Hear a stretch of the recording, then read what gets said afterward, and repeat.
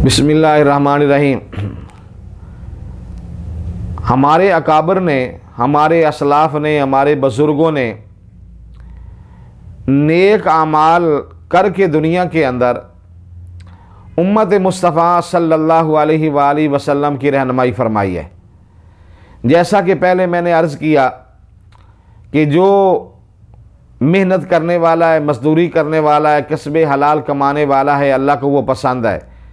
इसकी थोड़ी सी वजाहत करना चाहता हूँ कि हमारे अकाबर ने ये काम किए और बताया कि जब वो इतने रुतबे के ऊपर फायज आए, वो ये काम कर रहे हैं, तो हमें भी चाहिए कि हम तो गुनाहगार हैं, हमारे तो दिन भी गुनाहों में, रातें भी गुनाहों में गुजर जाती हैं, ये काम हमें तो ज़्यादा करना चाहिए। सैयदना सिद्दीक़ अकबर रज़ी अल्लाह तआला अन्हु जब खलीफा वक्त बने तो दिन के वक्त बाज़ार में देखा सैयदना फ़ारूक आज़म रज़ी अल्लाह तआला अन्हु ने, साहबी रसूल एक साथ और थे, उन्होंने देखा कि सैयदना सिद्दीक़ अकबर रज़ी अल्लाह तआला अन्हु ने अपने कंधों के ऊपर कपड़ों का गट्ठा रखा हुआ है और बाज़ार में आवाज़ लगा रहे हैं कि कपड़े ले लो, कपड़े ले लो। सैयदना फ़ारूक आज़म रज़ी अल्लाह तआला ने जब देखा कि खलीफा वक्त है, अमीरुल मोमिनीन है और बाज़ार में कपड़े बेच रहा, वो मिले और मिलने के बाद अर्ज़ की कि आज के बाद आप ये काम नहीं करेंगे। उन्होंने फरमाया कि उमर, मैं अगर ये काम नहीं करूँगा, कारोबार नहीं करूँगा, कपड़े नहीं बेचूँगा, तो मैं अपने घर का निज़ाम कहाँ से चलाऊँगा।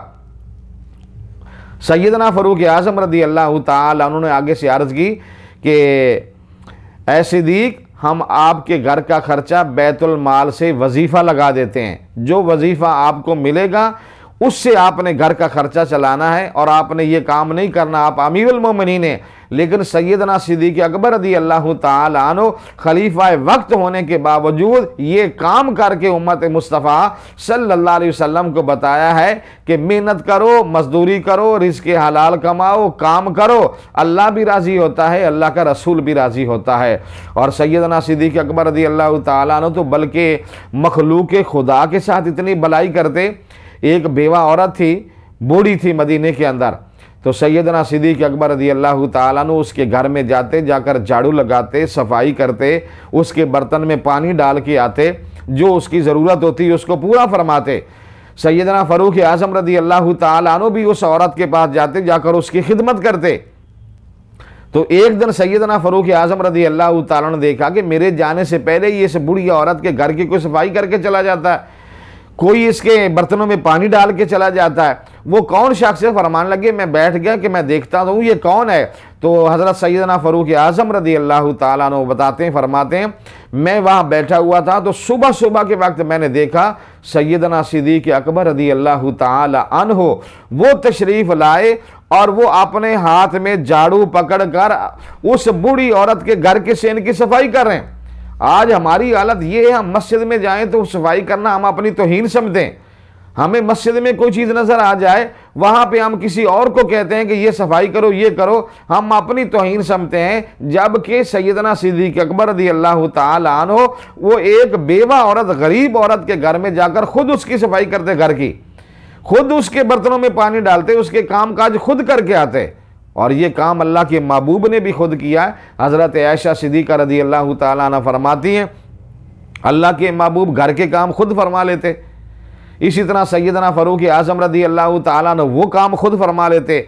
और बड़े बड़े जो मुहद्दिस गुजरे हैं उनके बारे में हमने पढ़ा है कि वो बड़े बड़े अकाबर और मुहद्दिस ने, किसी ने जो है वो खेती बाड़ी की है, किसी ने बाज़ार में कपड़ा बेचा है, किसी ने दुकानदारी की है, किसी ने लकड़ी का काम किया है, किसी ने कोई काम किया है, किसी ने कोई काम किया है। बल्कि जो मैं आपको आगे बताऊं कि दिल्ली का बादशाह सुल्तान अल्तमश, इसका बेटा जब इस का विसाल हुआ, इसका बेटा तख्त के ऊपर बैठा नासरुद्दीन, तो वो इतना नेक था कि खलीफा बादशाह वक्त होने के बावजूद वो खुद अपने हाथ से काम करता है। और काम क्या करता था? वो अपने हाथ की कलम से कुरान लिखता था, किताबत करता था, खत्तात बहुत बड़ा था, लिखाई उसकी बड़ी अच्छी थी। बादशाह होने के बावजूद ये काम कर रहा है और कुरान लिख कर बाजार में बेचता, वहाँ लोग खरीद लेते। तो एक मर्तबा उन्होंने कुरान लिखा, वो कुरान बाजार में गया तो किसी को पता चला कि ये सुल्तान अल्तमश के बेटे नासरुद्दीन ने ये लिखा है कुरान, उसके हाथ का लिखा हुआ है। तो उन्होंने उसको ज़्यादा कीमत दी, जो उसका मुआवजा था उससे ज़्यादा दिया। जब आपके पास ये बात पहुंची नासरुद्दीन के पास, तो नाराज़ हुए, कहने लगे कि नहीं, जितना इसका मुआवजा बना था वही मुझे लेना चाहिए था, उसने ज़्यादा क्यों दिया है। उसके बाद जब भी आपने कुरान लिखा और बाज़ार में बेचने के लिए जब भेजा, तो फरमाते थे कि इसको खुफिया रखना, किसी को पता ही ना चले कि ये नासरुद्दीन के हाथ का लिखा हुआ है। ये हमारे बुजुर्गों का किरदार था। आज जो हमारे अंदर कमी है, जिसकी वजह से हमारे लिए मसाइब खड़े होंगे, हमारे लिए परेशानियां खड़ी होंगी। और ये सुल्तान अल्तमश जो खुद इतना नेक था, आगे उसका बेटा इतना नेक। जब हजरत ख्वाजा मुख्तियार काकी रहमतुल्लाह तआला अलैह का विसाल हुआ, तो उन्होंने जो वसीयत फरमाई थी कि जिस शख्स के अंदर ये 3 शर्तें पाई जाएं वो मेरा जनाजा पढ़ाए, तो जो 3 शर्तों का उन्होंने ऐलान किया वो ये सुल्तान अल्तमश के अंदर पाई जाती थी। आगे फिर उनका बेटा कितना नेक था कि जिन्होंने इस बात के ऊपर भी नाराजगी का इजहार किया कि उसने पैसे मुझे ज्यादा क्यों दिए, जितने बनते थे उतने मुझे देने चाहिए। उसके बाद दोबारा फिर उसको पर्दे में रखा, जहर नहीं किया, बल्कि एक अल्लाह का वली गुजरा है, नेक बंदा था, वो कपड़े सीता था, दर्जियों का काम करता था। और ये बात ज़रा गौर से सुने कि जब एक आदमी उसके पास आता, वो कपड़े सिलाता, आप जब उसकी उजरत उससे लेते तो वो खोटा सिक्का उसको दे के जाता। फिर एक मरतबा नहीं, कई मरतबा उसने कपड़े सिलाए उस बुजुर्ग से और वो खोटा सिक्का ही दे के गया।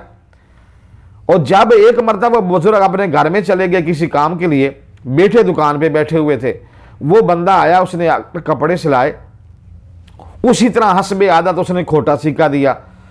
तो जब उस अल्लाह के नेक बंदे के बेटों ने देखा तो उन्होंने कहा ये तो खोटा सिक्का है। उन्होंने उसको वापस भेज दिया कि ये क्या कर रहा है, हमारे साथ धोखा कर रहा। ये बात जब उन्होंने अपने बाप को बताई, वो तशरीफ लाए दुकान के ऊपर, कहने लगे अब्बा जी ये मामला हुआ है और उस बंदे ने हमें कहा है, मैं तो हमेशा खोटा सिक्का ही दे के जाता था जब भी मैंने कपड़े सिलाए, और अब्बा जी आपने उसको मना ही नहीं किया, ये किया है। तो उस बुजुर्ग ने जो एक जुमला बोला, फरमाने लगे बेटो मुझे पता था कि ये खोटा सिक्का दे के जा रहा है, लेकिन फिर भी मैं उसे कपड़े दे देता था, मैंने उसे कभी मना रोका नहीं था। तो बच्चों ने कहा क्यों? फरमाने लगे कि मेरे ज़हन में ये बात आती थी, अगर मैं इसको वापस कर दूंगा ये किसी और मुसलमान को जाकर धोखा दे देगा, ये किसी और को जाकर ये खोटा सिक्का दे देगा, किसी और को जाकर नुकसान पहुंचाएगा। इसलिए मैंने ज़हन में ये बात रखी कि किसी और मुसलमान का नुकसान ना हो, मैं अपना कर लेता हूं। हमेशा मैं इसे खोटा सिक्का लेता रहा और मैं उसको सूट जो है वो देता रहा। तो मेरे भाइयों आज देखें, आज कोई शख्स भी है वो जब कहता है मैं जब तक किसी के साथ धोखा फरेब ना करूं, कहता है मेरा काम नहीं चलता। आज इतना बड़ा ताजिर है, वो कहता है मैं धोखा फरेब ना करूं मेरा काम नहीं चलता है। दुकानदार है, वो कहता है मैं ये काम ना करूं मेरा कारोबार नहीं चलता है। अपने बुजुर्गों को पढ़ो, उनसे सीखो। और फिर दूसरी जो माशरे के अंदर एक वबा है, अगर कोई मालदार, कोई रईस, कोई अमीर जिसको अल्लाह ने माल दिया हुआ है, किसी गरीब की अगर कोई मदद कर ही देता है, कोई भलाई कर देता है, किसी बेटी की शादी के ऊपर अगर जहेज़ देता है या खाने का इंतज़ाम करता है, लोग एहसान जतलाते रहते हैं, लोगों को बताते हैं खाना मैंने दिया है, इसकी बेटी को जहेज़ मैंने दिया है, इसको फ़लाँ चीज़ें मैंने लेके दी है। अपने बड़ों को पढ़ो, अकाबिर को पढ़ो, उनकी सीरत को पढ़ो। देखो आमना के लाल की सीरत को पढ़ो, जिसके साथ अच्छाई की है, नेकी की है, भलाई की है मखलूक के खुदा के साथ, फिर पीछे मुड़ के देखा ही नहीं हमने क्या किया, कभी एहसान नहीं जितलाया। इमाम ज़ैनुल आबिदीन आप जब गुस्ल फरमाते तो लोगों ने देखा आपकी कमर के ऊपर दबे थे। लोग बड़े हैरान हो गए कि इमाम ज़ैनुल आबिदीन जो मौला अली मुश्किल कुशा का पोता है, इमाम हुसैन का साहबजादा है, इनकी कमर के ऊपर ये धब्बे किस वजह से? उन्होंने आपके बेटे से पूछा कि आपके बाप की कमर के ऊपर ये धब्बे बहुत आते हैं, ऐसे लगता है ये बहुत ज़्यादा कोई मेहनत करते हैं, मजदूरी करते हैं, जैसे बंदा कमर के ऊपर को बोझ उठा के चलता है ना, ये हालत थी उनकी कमर की। तो उन्होंने उनके बेटे से पूछा तो उन्होंने आगे से बताया कि मेरे वालिद मोहतरम यानी इमाम ज़ैनुल आबिदीन रात के वक्त जब सारी दुनिया सो जाती है, उस वक्त बोरी के अंदर राशन डालकर अपने कंधे के ऊपर उठाकर तो गरीबों के घरों में जाकर रात की तारीकी में दे के आते हैं। कोई देखे ना कि मैं किधर जा रहा हूं, किसको देने के लिए जा रहा हूं। वो अल्लाह की रजा के लिए जाते तो फरमाया हमेशा बोरियां उठा उठाकर अपने कंधों के ऊपर खुद उनके दरवाजे के ऊपर चलकर जाते, खुद जाकर उनको देकर आते। तो बेटे ने एक मरतबा कहा कि हुजूर आप मुझे हुक्म फरमाएं, आप बुजुर्ग हैं, बड़े हैं, आराम फरमाएं, ये मैं सामान उठा के लेके जाता हूं, मैं जाकर उनके देता हूं। तो मेरे भाइयों अगला जुमला सुने जो इमाम ज़ैनुल आबिदीन ने फरमाया। फरमाने लगे बेटा अगर मैं तुम्हें कहूं कि ये बोझ तू उठा, ये बोरी का सामान उठा और ये राशन दे के आ, तो फरमाने लगे जब मैं तुम्हें ये कहूंगा ना तू उठा, तो मुझे तुझे उस आदमी के घर का एड्रेस भी बताना पड़ेगा कि ये कहां के दे के आना है, तो उनका पर्दा नहीं रहेगा, पर्दा उठ जाएगा, तो ये बात मुझे अच्छी नहीं लगती है। इसलिए मैं आपसे ये नहीं कहता हूं कि आप इसको उठाओ और इसको लेकर उधर जाओ, मैं खुद ये वजन उठाता हूं, खुद बोझ उठाता हूं और उनके घर तक पहुंचा कर आता हूं ताकि उनका पर्दा भी रह जाए, इज्जत भी रह जाए। आज मेरे भाइयों एक भाई इतना अमीर हो जाता है, दूसरा भाई गरीब होता है, कभी उसने उसका ख्याल किया मेरे बच्चे हाई स्कूल में पढ़ते हैं, मैं अपने भाई के बच्चे वहां दाखिल करवा दूं, जहां अच्छी फीस से अच्छे टीचर पढ़ाने वाले हैं, कोई अच्छी अकेडमी अपने भाई के बच्चों को भी वहां पे पढ़ा दूं, या उनका खर्चा मैं बर्दाश्त कर लूं।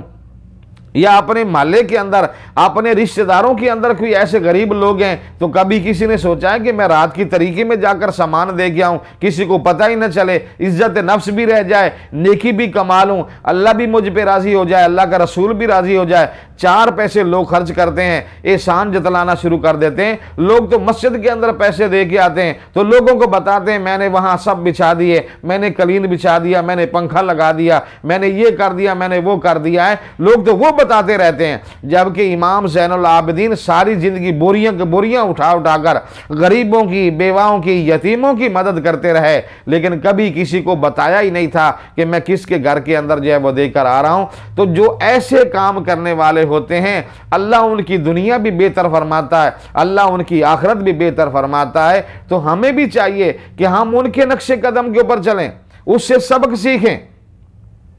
हमारे शहर लाहौर के करीब शेखुपुरा के इलाके में बहुत बड़े बुजुर्ग गुजरे, हजरत मियाँ शेर मोहम्मद साहब रहमतुल्लाह तआला अलैह, मियाँ शेर मोहम्मद शर्कपुरी, शेर रबानी जिनका लक़ब है। मैंने उनके बारे में पढ़ा तो मैं हैरान हो गया, मेरे रोंगटे खड़े हो गए कि अल्लाह के कैसे कैसे नेक बंदे दुनिया में गुजर के गए हैं।